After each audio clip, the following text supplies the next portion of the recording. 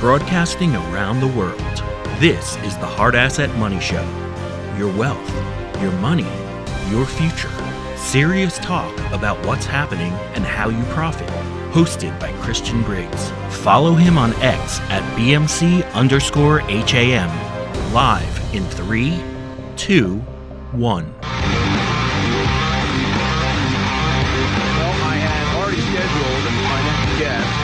Christian Briggs to talk about the Genius Act, central bank digital currencies, and then some action that was happening at the Hill today. And then this just broke moments ago. House passes crypto market structure bill after GOP revolt.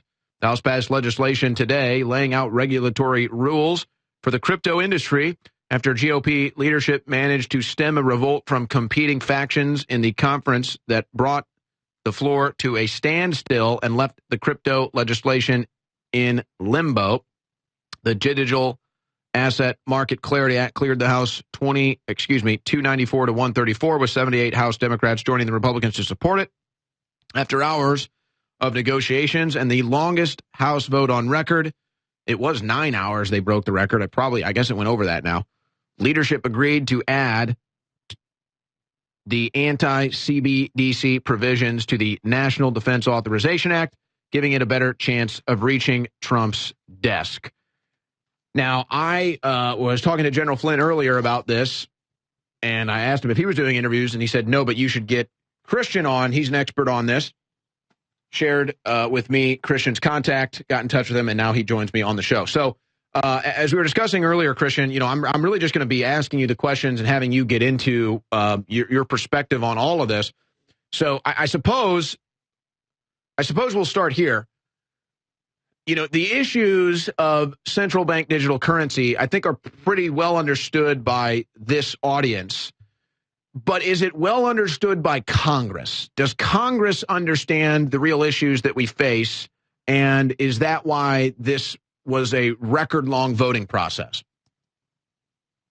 Well, thanks for having me on the show. So, yeah, they recognize everything that they're currently doing in such a manner that they knew that if they had not put this legislation through, that on the world stage of crypto, especially within the stablecoin, which I want to try to make sure everyone understands, stablecoin is basically just another version of an algorithm or a tokenization of a asset that you use to buy and sell with. What was interesting about the way the whole crypto thing, and the reason why it took 9 hours or 10 hours and all that kind of stuff was there was absolutely a definitive need to clarify better understanding of the regulations. So the reason it took so long is the House determined that the Genius Act was a good bill, but it needed a little more language, and they could not go back to the Senate and get the Democrats to vote for it. So they determined that the language had to be put into the Anti-CBDC bill, and then they also put some additional clarification in the Clarity Act that would prevent the CBDC from happening, because the Genius Act was a good bill, written by good people, but there might have been some nefarious people sometime in the future, like another administration, that could tweak it and then launch a centralized programmable money, basically, where they could determine if you want to buy, or if you can buy or sell anything, travel or whatever. So that's what happened in the last, last 3 days. Well, I'm going to try to connect that to this question, but this is more of an open-ended question, I think, for general understanding. And I'm not really a big crypto guy. I kind of have an outside understanding of it. I talk to a lot of people in the crypto community. My best interpretation from a layman standpoint is we're trying to have a unique independent asset that we can trade with, use as a currency, and really, ultimately escape from the fiat currency, escape from the central currency. So I'm looking at all of this debate and I'm thinking, doesn't this whole process kind of destroy the purpose here? It's like if we go to the beach and we just decide, all right, we're going to start trading in seashells. So we all go to the beach and start gathering up, and we've all got these seashells, and we're going to start trading in seashells. Well, then here comes the government and says, oh, this is great. We're going to regulate and write legislation and get involved in your seashell trade practice. And you'd be saying, no, this has nothing to do with you. We don't want your regulation. We don't want anything to do with it. So why is the government even involved with this? What is the purpose of this? Well, okay, those are some great questions, and there are actually multiple answers within that one topic or that one thing that you're asking. Why are we getting involved in this? Is a plethora of answers. But let me start at the beginning first, and then I'm going to make sure that I tie it all into the question that you just asked me. This all started in 2018 during Trump's first administration. Well, he was being distracted with baloney hoaxes of Russian collusion and impeachment processes.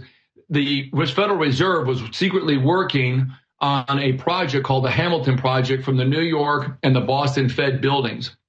What I had found out and brought to the attention of certain and select members of the Congress in the United States Senate and the House was that the Federal Reserve was working behind the scenes and usurping Congress's ultimate authority to issue new money, which is currency. Even in digital form, they must get the approval of legislative body of Congress, Senate, and of course, and the House in order to send or to provide new forms of money.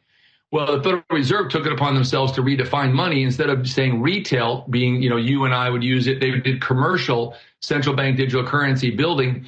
And so when I found out about it, I brought it to the attention of members of Congress, and they were not aware of this. And once they started doing their investigation, they figured out, holy cow, this is really happening. And it's happening under a clandestine operation called the Hamilton Project was the first. They were also working in cahoots with the Bank of International Settlements early as 2016, about the same time that Obama was getting out and Trump was getting in. And then they accelerated it during Trump's first term, fearing that they might have to get this delivered and deployed sometime if he was to win a second term. That's why they were so nefarious in their actions to try to get Trump at a position where he would not be able to get in a second term, which we now know in 2028 cheated on the election.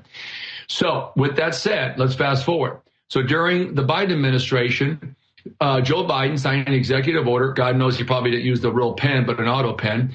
And he expanded, accelerated, and made sure that the central bank digital currency was being implemented or certainly being built in order to be deployed sometime either at the end of his first term or into his second term at the time before Kamala was determined to be the candidate. Now, the reason we're doing this is one reason. When you go back and you actually can look at the Affordable Care Act, listen to this. This is where it all started.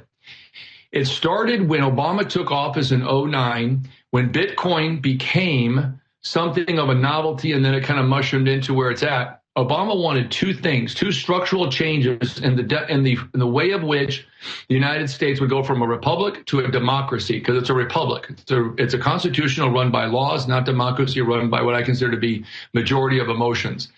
He wanted two things to happen. One, he wanted Bitcoin to be the precursor to the central bank digital currency. In order to do that, he had to get it out and get people conditioned to use it and then program them as an everyday piece of your life. It's called consumption and then adoption. So you consume it so much that you adopt it as everyday.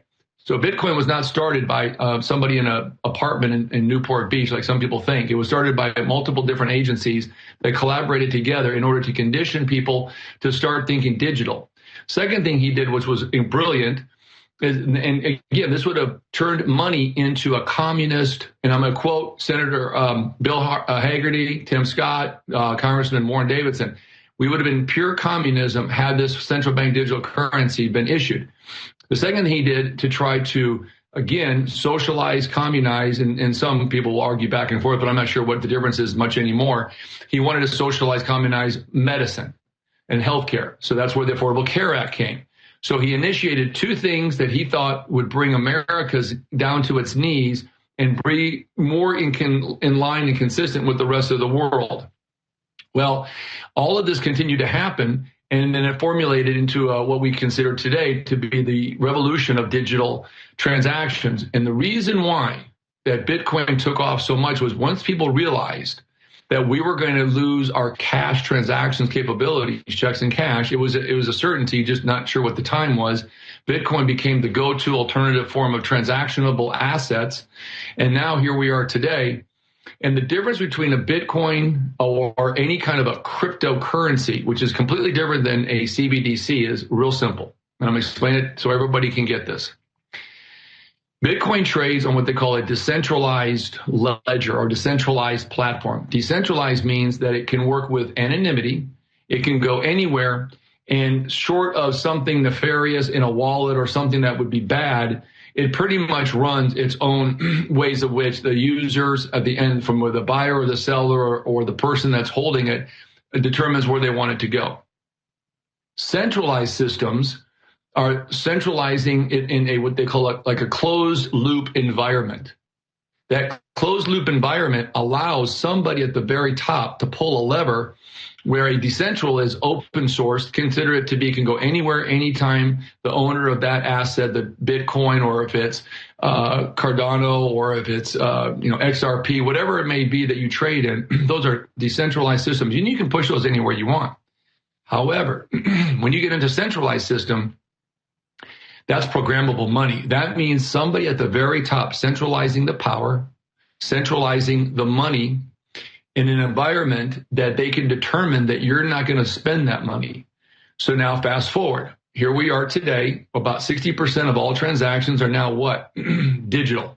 We have been programmed to accept an algorithm as value in exchange for something of value, whether you're buying gold, a car, or you're just buying something simple at Walmart. The reason why it was a rush to market was simple. The world is changing to digital format, whether it's hybrid, central, decentral, full central, but there's very few decentral systems that are going to be running in governments, because governments can't control a full decentralized system that runs with anonymity, okay? It runs with freedom. So in Europe, come October, it's expected that they're going to launch a central bank digital currency, a CBDC. And if you go online, there's clear evidence. Not only have they built this thing, but they're ready to deploy it because it's been in beta since April. And the Bank of International Settlements, which is the bank of banks, I'm sure many of your users or listeners have gone online and probably at some point listened to various people and yourself. I know Alex and everybody and Owen, you have talked about this. We are working within an environment where about 60% of the world is going to centralize their monetary systems. We need to be ahead of that curve. And so applauding Tim Scott, Senator Hagerty, to be able to get this through. Now, in saying that, the Genius Act was a well-written bill. It had a couple things that needed to be clarified, and what they did was they clarified some additional language to prevent a central bank centralized coin or centralized digital currency to be deployed at any time in the future, because people need to know, as good as Trump is, he's not going to be around forever. He can't be around another 20 years or 30 years as president. So the thought was, in the Clarity Act, as well as the Anti-CBDC Act, which was pretty much the House Financial Services Committee, Warren Davidson and his colleagues were in charge of making sure that the language was put into those two bills that was appropriate to prevent somebody in the future, an administration, let's just say for what it is, that would then be able to turn the tables, almost like switching a lever, okay, pulling a lever, switching a switch, and turning it in from a decentral, hybrid, central to a full central, where control could be a part of the equation. And that's the big picture, but there's more to this story as we drill down. Well, let me try to make it understandable or processable, consumable for the average person here. It's like, how would it apply to me? If I'm somebody that is a big believer in crypto, Bitcoin or whatever it is, and ultimately the goal is to say we have an independent cryptocurrency where the government doesn't have oversight or involvement. Well, obviously, if you're the IRS or any government entity, you're thinking, well, okay, hold on a second. These government gangsters are thinking, hold on a second, where's my cut? They want their cut. When you work and get paid, they want their cut. When you buy something, they want your cut. When you own something, they want their cut. So they're always looking for a way to get their cut. So isn't that what we should be trying to avoid here? Shouldn't we be trying to avoid the government getting their cut in this process? Or is that really what this is all about? Is that the general fight here? Is that me and you can say, hey, I really like that. I really like that car that you have. And you say, oh, well, you know what? I'm actually trying to sell it. And I say, well, okay, how about 2 Bitcoin? You say, oh, okay, great. I give you 2 Bitcoin. You give me the car. The deal is done. Well, the government's going to say, hey, hold up. Where's my cut?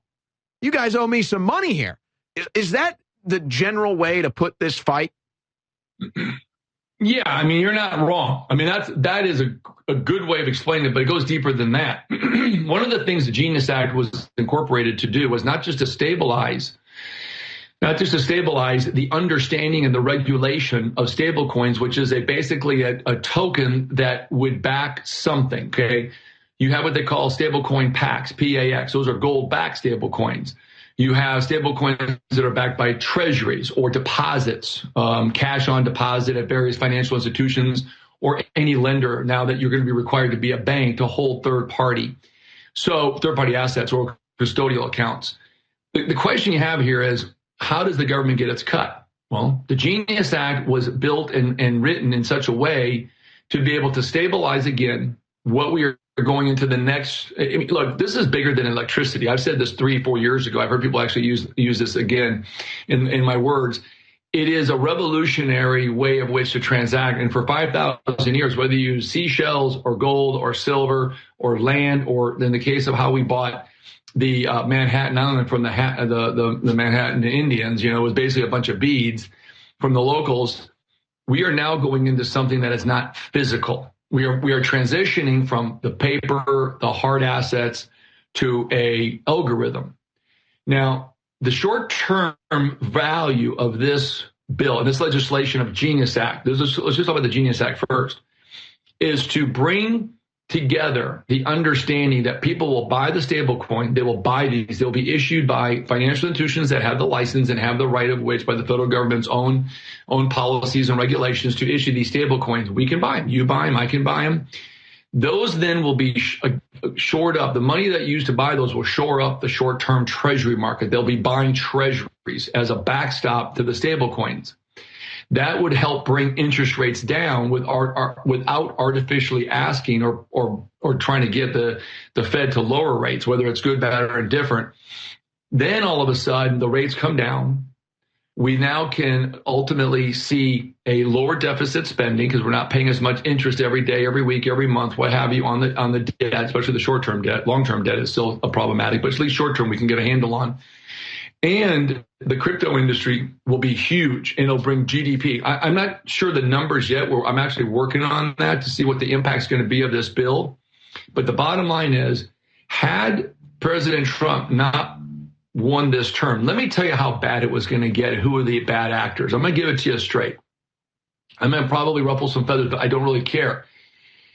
So if you look close at Ripple, okay, and you do your homework, go online, look at Ripple CBDC, Amazon CBDC, you look at BIS CBDC, Citibank, you look at all of these different companies, and we've got white papers on all of them that they produced, MasterCard, Visa. They all were back in the mode in thinking we're going to backstop the central bank digital currency. President Trump will not be coming back a second term. This is what their thought pattern was. It was just horrible, horrible things that they did.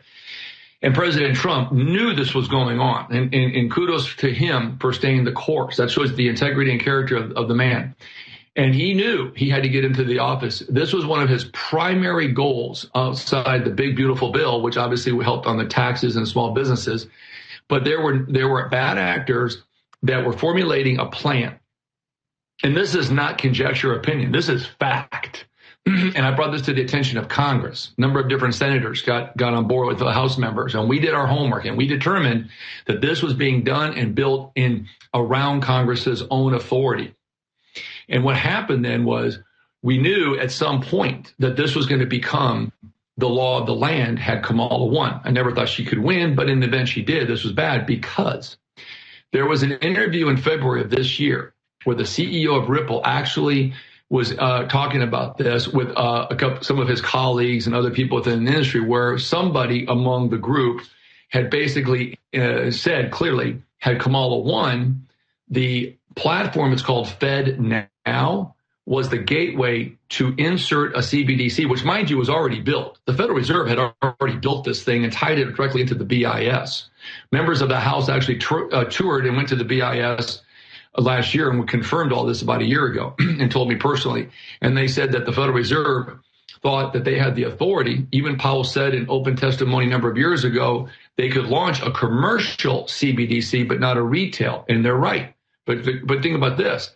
There's like 90% of small businesses have commercial accounts. So if you go commercial, well, okay, now you got 90% of the country. And then they were going to, if Kamala won, they were going to backstop. They gave her $11 million. One of the founders of Ripple or co-founders, somebody within the Ripple organization or close to it. I want to make sure I'm very clear about this and don't overstep it. But somebody close, because it was an interview that was actually published online that we discovered, had donated $11 million to Kamala's campaign in the anticipation she would win, and then they could get this deal done. And that's why XRP is doing so well. They ultimately want centralized systems. It monopolizes financial policies. The problem is that's communism. In the words of Congressman Warren Davidson of Ohio, just today he said a CBDC is nothing but pure communism. It's programmable money that limits the owner, and not even the owner. You're just a person who might have it. The real owner is the federal government or any kind of a third-party custodial holder. So we had to get this done because the rest of the world wants to go centralized. That would have hurt us in the long run. This is going to help in so many ways. One, it's going to make our short-term debt, our treasuries more attractive, which could very easily bring down interest rates. Second, it's going to help bring down the deficit spending, and it beats the European market to what they were already going to be doing, which is inevitability. They're planning on launching a CBDC this October. So people may not realize it in the front end. Okay, I've always said, like Warren Buffett, I like to kind of use some of his own words because he's very smart. You don't see everything the first day, but that doesn't mean what you don't see today isn't already in process. And that's basically how he talks about long-term investing. So I'm kind of paraphrasing it. What today's actions with the clarity, this anti-CBDC bill and the Genius bill or Genius Act, all of them getting done was incredible because it was bipartisan support. Once the Democrats realized, hey, you're not immune to this centralized system. You don't have a get out of jail card free, people. They could turn on you as easily as they turn on anybody. Anybody in the power of an administration, the auto pen proves you can almost do anything once you're in that Oval Office. So Trump did two incredible things since he's taken office. One, he passed the BBB bill. Two, he got all three of these crypto acts done. Now, there was obviously some changes to some of the wording that would better protect what this whole thing was about. And I like to think that a lot of people understood we needed that fundamental changing of some of the language to kind of tighten it up a little bit. That's what committees are for. That's what the two houses or the two chambers of Congress are for. It's like the power of people, right? The more people you have in a room, the generalization is that the ideas will flow better. They will have better recognition for the understanding of the opinions of the people in the room. And that's what happened. We literally saw something that could have gone the other way quickly, but because they took the time to really understand any areas that may have had some holes in them in a way that could be exploited, because sometimes you don't see the ramifications of the bills until what Nancy Pelosi once said, let's just pass the bill and then we'll figure out what's in it. Not this time. The Warren Davidson, Mike Johnson, Trent Kelly, and there's a number of other, Marjorie Taylor Greene and Lauren Boebert, all of these people took the time to make sure the language was right. And I know there's many others, and I don't want to ever say that those were the only ones because even the Democrats jumped on this. So what I'm saying to you today is today was a monumental day for the understanding that the United States is going to lead in digital asset transactionable tokens. And this is going to be one of the largest opportunities for investors in the crypto industry, in the AI industry, in any of the technology. Look at the chip market. This is going to make America better and greater than ever before. And it all stems by one thing, and that is we acted first. So just to keep it simple, because you probably just spoke a foreign language to most of the audience, does it keep us? I got 20 seconds, so just yes or no for two questions. Does it keep us out of a communist central bank digital currency, and does it keep the crypto market free? Yes. Yep. And you can thank both Tim Scott, Senator Hagerty from the Senate, as the authors, Warren Davidson, French Hill, and a number of others on the House side, and Mike Johnson, the Speaker. In uncertain times, the smartest money doesn't sit in the stock market, it holds weight. The price of gold has surpassed $3,300 per ounce, up from $1,800 just last year. Silver is currently around $37 an ounce, a 102% increase from roughly $18 5 years ago. Gold is up, silver is rising. But rare coins, they're outperforming both. The rare coin index recently hit 760, just shy of its all-time high of 767 from June 2024. These aren't guesses, these are hammer prices, public auctions, real money, real results. Follow on X at BMC_HAM for all news and the latest developments.